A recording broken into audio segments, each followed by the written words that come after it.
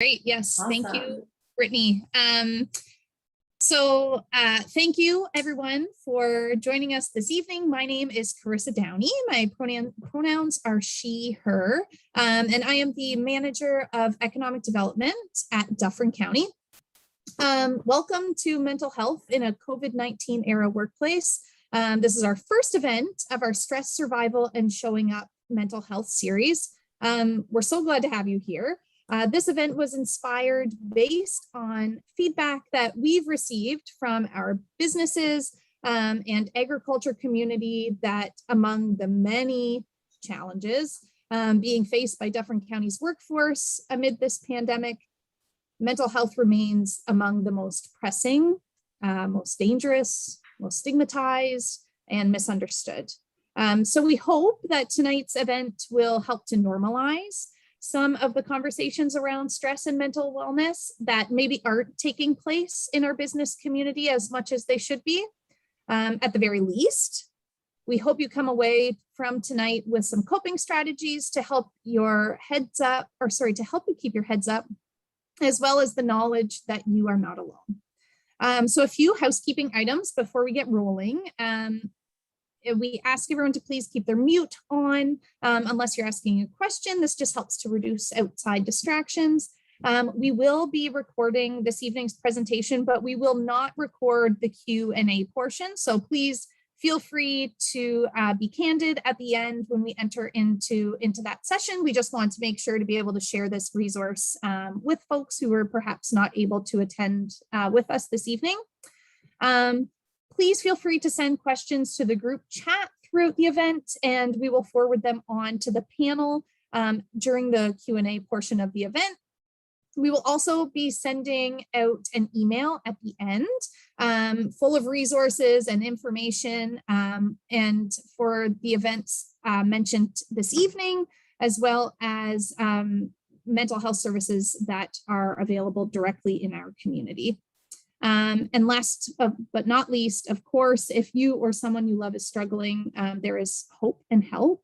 Brittany is posting a link to crisis resources in the chat right now for your reference. Thank you, Brittany. Before we get started, Brittany will read a statement to acknowledge the land we are gathered on today with assistance from the Honor Native Land Guide. Okay, so I just want to start by acknowledging that Dufferin County owes its existence and its vitality to generations from around the world who contributed their hopes, dreams, and energy to making the history that has led to this moment. Some were brought here against their will, and some were drawn to leave their distant homes in hope of a better life, and some have lived on this land for more generations than can be counted. The colonial processes by which we came to live on this land were and are deeply unjust and have caused and continue to cause great harm to the original people of this land. Truth and acknowledgement are critical to building mutual trust and connection across all barriers of heritage and difference so that we can begin to reimagine a Dufferin County that encompasses cultural awareness, cultural preservation, justice, belonging, and unity for all. With that, we would like to begin by respectfully acknowledging that Dufferin County resides within the traditional territory and its ancestral lands of the Tionontati Petun, the Attawandaron Neutral, the Haudenosaunee Six Nations, and Anishinaabe peoples. We also acknowledge that various municipalities within the county of Dufferin reside within the treaty lands named under the Haldeman Deed of 1784 and two of the Williams Treaties of 1818. Which is Treaty 18, the Nottawasaga Purchase, and Treaty 19, the Adjutants Treaty. These traditional territories upon which we live and learn are steeped in rich Indigenous history and traditions. It is with this statement that we declare to honor and respect the past and present connection of Indigenous peoples with this land, its waterways and resources. Everybody may also already know today is the 1-year anniversary of the death of Joyce Echaquan. So let's just keep that in our minds and our hearts as we continue forward with this conversation. Thank you, Brittany. I would now like to introduce this evening's moderator, Rupinder Kaur. Rupinder Kaur is the founder of local community-based therapy practice Art as Therapy, located in Orangeville. She is a registered psychotherapist and art therapist, clinical supervisor, board member, sought after public speaker, community organizer, and experienced facilitator. Rupinder is deeply interested in liberation arts and how individual and community empowerment can disrupt systems of oppression. She has worked in a number of different settings, including schools, women's shelters, psychiatric hospitals, group homes, long-term care, and social service agencies. Currently, Rupinder sits on the board of directors for Dufferin Child and Family Services and Family Transition Place. We are so excited to have you sitting in this seat for us this evening, Rupinder. Thank you for joining us, and over to you.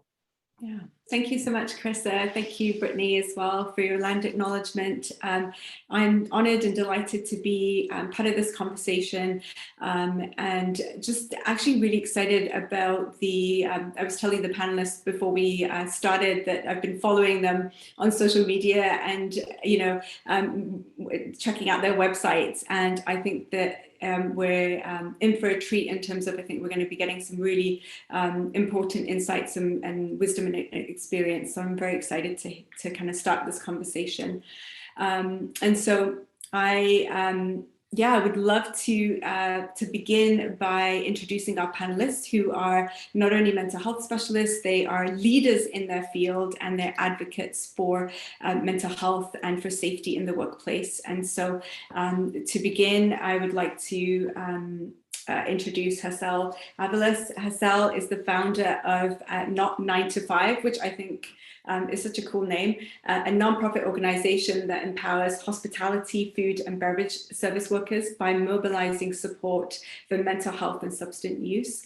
And the next individual I'd like to introduce is Lorraine van Eyck, who's from Do More Ag. Again, a very cool name. Lorraine is the lead facilitator for Do More Agriculture Foundation, which I found out is based in Saskatchewan, but it is across the nation, a non-profit organization focusing on mental health in agriculture. And lastly, but not least, I'm delighted to introduce to you Susan Freeman, who is the Outreach Program Manager at the Canadian Centre for Occupational Health and Safety. And Susan, I feel like you'll be providing a more broader context for us tonight. So as I was preparing for this conversation this evening, I, both I'm a business owner in Dufferin County and a therapist that has been providing support to people pre-pandemic and during pandemic. And I was thinking about sort of reflecting on kind of bringing some of the voices of the people that I work with, because often the people that I'm working with, they're sort of struggling on their own. They might be on the margins of society and very much at risk. And so their voices are often not heard in public discourse or in public spaces. And so I wanted to kind of start by bringing in that perspective.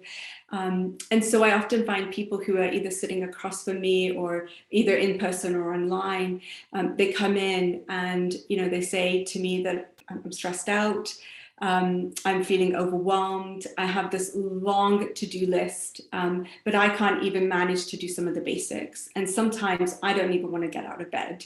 And these are competent people, these are hardworking people, these are, you know, members of community that often give back. And sometimes they're coming to me because, you know, they went to see their doctor and their doctors said, look, you're struggling with anxiety and depression, go see a therapist. And they see the challenges that they're going through, they see it as a personal failure. They see it, there's a deep sense of shame with what they're experiencing. And there's a lot of negative self-talk, like, why can't I pull my socks up? Why can't I get through this? Like, what's wrong with me? And so they're demoralized, they're just feeling really, really low. And so when we're having this conversation, I often bring in this sort of larger context in which they operate. And I say, look, you know, we are in systems that are colonial capitalist systems that favor, above all else, economic growth, productivity, efficiency, and those come at the price of often on the mental health of the workers. And so what happens is that What we're not doing is we often subsede. So I guess what I'm saying is that there is this wider context that we need to think about.